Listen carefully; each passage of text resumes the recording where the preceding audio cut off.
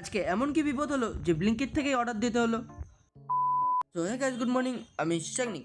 সকালবেলা ঘুম থেকে উঠে রোজকার মতো এক কাপ দুধ খেয়ে বসে গেছিলাম পড়াশোনা করতে। পড়াশোনা করতে করতে মনে হচ্ছে জীবনটা শেষ হয়ে যাবে। তারপরে সকালের খাবার সেরে করে নিয়েছিলাম স্নান। তারপর পাখিদেরকে খাবার দিয়ে বসে গেছিলাম অঙ্ক করতে।